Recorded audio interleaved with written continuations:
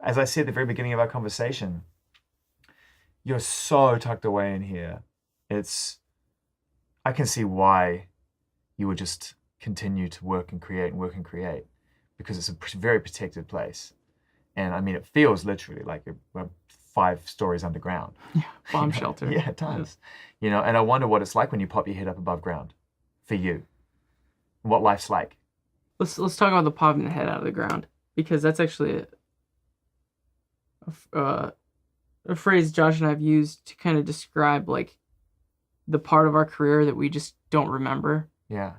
Wait, how did you guys like all of a sudden do our version of making it or getting people's attention? We see all these bands around us. I'm talking about local scene back, 8-9 years ago. We see all these other bands around us. We're trying to, should we do what they're doing? Should we kind of try to follow their lead? And we decided, you know what, let's just go underground. And we went underground and we came up with a show, and then with our head down, we just started saying yes to that show, yes to that, let's play that, let's play that, let's play that, let's do that, let's create this, head is down. And then all of a sudden we came up and we had a record deal. And we were doing a headline tour. I was like, man, how did that happen? And I realized the importance of isolation and just honing in on something and not letting, what are they doing? Or what should we follow that? Or what is that? Does that change our decision now that they did that? And just kind of diving in and going for it, and then coming up and realizing, wow, we're like 5 miles ahead of those other bands that we were just looking at.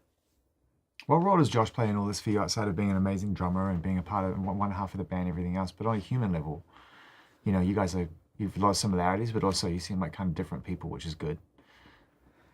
I think, in the live show especially, there's been some shows where, man, I don't feel like I should be up here right now. Yeah. I don't feel good enough. I don't feel like what I'm doing is considered good. But then there's just been so many times I look over at Josh and he's just ripping, man. And it just shocks my system. And then I walk downstage and then square my shoulders up to the audience. And then there's only really been one show where it happened to him and me. And we got off stage and we were just like, what just happened? Do you know at the time that it was happening? Yeah, it was a festival, and I think would have been like 2013. It was like one of our first times doing a festival in Europe. It may have been Puckle Pop. Yeah. Thrown onto a main stage. And we're like, oh my gosh, we got main stage like 3 p.m. That's crazy. And you just realize, oh, okay, this is a scheduling thing. Like, and rightfully so. It's our first time in that country. Like, there's no reason why we should have had an audience. But when you get ready to play a show, you kind of like, oh, I wonder who's going to be there. I always assume no one's going to be there, just to get myself ready. But I wasn't ready for the empty field. Like, that field was so much bigger with people. People think like, look how many people there when it's full. It's like, this field is ginormous. Like, now wait until everyone's gone, and then you realize how big that field is. It must be interesting finishing the record and watching people get it right or get it wrong in real time. Are you even reading what people are saying? They are also building the world. Like I said, we're very, not to come off as like being on that stalker level, but I do watch them. And I see how, and I don't watch everyone though. I watch the ones that really get it, really understand. So you have specific fans that you literally it's a group of them. I guess there's just this like outer layer noise that I just consider to be not relevant. But what is that fan that really understands and has tracked with me up until this point? How is this hitting them? And the story builds from there, man. We'll see if this works, by the way. You're pitting this idea of a concept, and the story is very thought out, and there's a bunch of time spent in between release, and I don't even know if this is gonna work in the day of streaming and getting a single out every chance you can. When you guys first came out, people didn't understand the depth, the subject matter, and what you were really trying to say. They were focusing on the melodies and the music and the beats and the production and the live shows and all the things that make a surface impression. And over the course of all your albums now, we've found you going deeper and deeper and saying, look, you know, there are fundamental things I'm trying to fix here, or I'm trying to understand, you know. And now, more than ever, we're all trying to understand those things. And we're all having louder conversations about anxiety, depression, lack of self-worth. And we're speaking as one a lot more clearly about that, because I think that that's pretty accepted. That's a good way of trying to demystify it. Do you know what I mean? We're getting that right. We're getting that right? This is moving in the right direction, for sure. It's something that you experience. I'm taking a punt on that, listening to your music. Yeah. The fact that we're now in a world where we're talking about it is something that I've been looking for a while. And I'm really glad that we're here. I'm proud of our culture in that way, for sure. It's, I mean, suicide too. You know, we like to name like the depression and the anxiety. You're right. We're terrified of that word. Yeah, we gotta say that too. You know, and right. and it's finally we're talking about it. It's a thing. You know, my mom's a school teacher, and I talk with her all the time about the things that she looks out for and how it affects kind of that environment as its own microcosm of a culture. And it's important to talk about, and that it's real. And how real can it get for you? I've always been pretty good at compartmentalizing, and it's not because I had to cope with something or whatever. I think that I was maybe born with just being able to compartmentalize. And I think my music is like the only real true window into a compartment that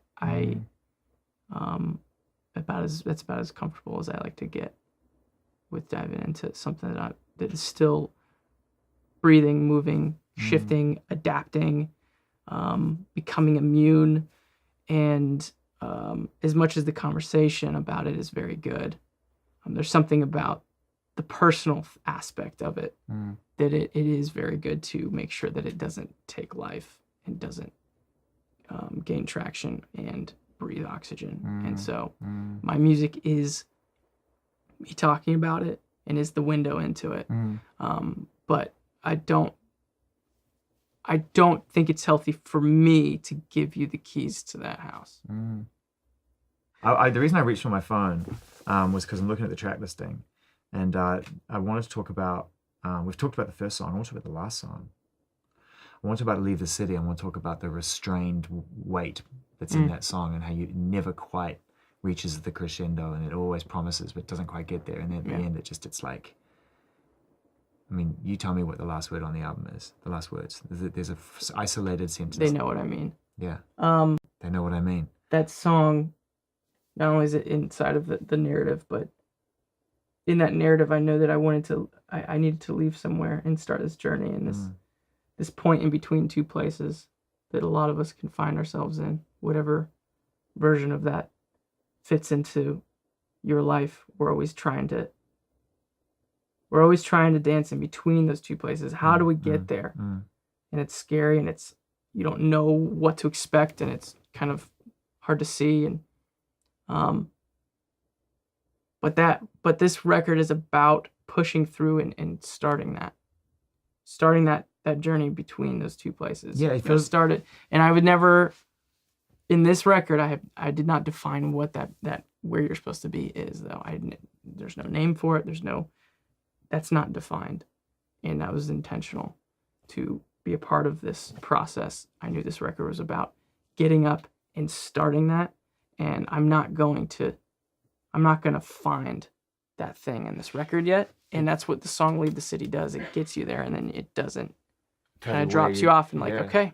You're about to embark on another, tour and all the things that come with making music and reaching your fans.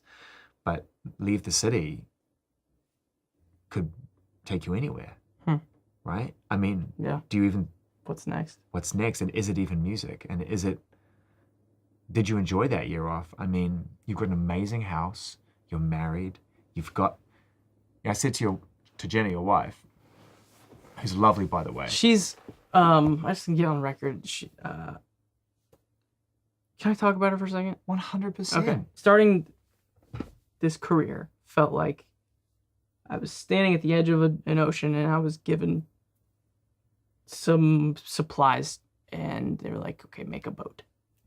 And I put this thing together and I wrapped it up and I built this boat and enough to start to float. And we started going and found some more debris on the way and kind of built this thing. And then before you know it, I'm in this like tugboat sized thing and it's got a motor and we're going. And then eventually things happen and I'm on a yacht and we're just flying through this journey. And all the while, I think that some people would assume that my significant other in the process is in a smaller boat next to me, waiting for this boat to inevitably either wreck or run out of fuel. And when it does, I hop onto hers and we head off into the sunset. When actually what's happening is, in relation to who she is to me, I've built this little tugboat thing, and that's about as big as it ever got. And she is waiting for me to run out of gas in a cruise ship. And when that goes down, I've got this to pick me up. It's just a really weird way of saying that she's the best thing I've accomplished. And I can't wait to just lean on her. And let her. Oof. There you go. There you go. All right. I can't wait. Those are great words. And maybe that'll inspire the next record. Oh, there he is. He's pulling it back from the brink of absolute disaster. That was the moment where it all came out right there. But understandably so, on the last day of the album, you're like, and remember what I said about flirting with finality? Artists what's the obsession with finality? Yeah. You have this life. You have this other boat. Yeah. And yet you choose to stay on the tugboat, man. Are you unafraid of living a different life? I think that You'd be amazed how many musicians are afraid of stopping. Yeah, I think what helps me is to glorify getting old. Not be afraid of it. Yeah. I'm looking forward to it. Yeah. And I think that if our culture were to see our elderly in that way as like they've accomplished something. They've ran a race and they have a lot to tell us about how we could better run it. I think that would help with a lot of things. Have you always felt that way? Is that why you put two old people on the cover of Vessel?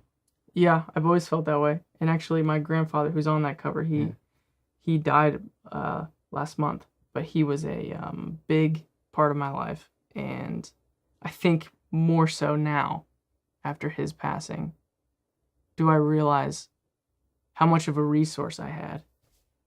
And I have one grandfather who's still living, who's absolutely still an inspiration to me. Ask the questions. He's dealt with alcoholism his whole life, and he's been sober for so many years now. And you've never drunk, right? No. Yeah, never had, and being on the road and all that stuff, never felt the pull to it. Just doesn't. I've had one. I've had. You want to ask me about my first alcoholic beverage? 100%. It was an expired Bud Light, and I was like probably 13. That's it. And it was terrible. Oh, dude. And in a way, I think it's a blessing. It's a blessing. Yeah, like I'm fine with that. I had to chase it with Gatorade. It was awful. I'm excited, man. Nope. Told you it's a slanted table. Why do you think I have all these gigantic mouse pads over here? Dude, this is the most pristine and clean, amazing, I gotta be honest with you. Don't tell me you cleaned it for Jenna dusted this before you guys came. Have you been literally sitting in here in your pants, like in your boxer shorts, literally just stinking up the joint? It's Did you grow a beard? Yeah. You did grow a beard? I did. I shaved last night.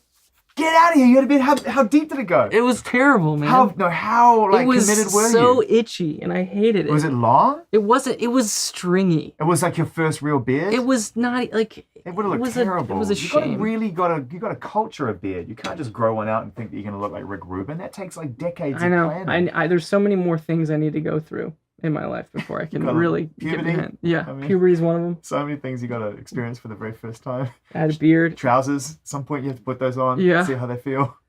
I didn't shower for a long time. There was a moment where I hadn't looked in the mirror in like a week.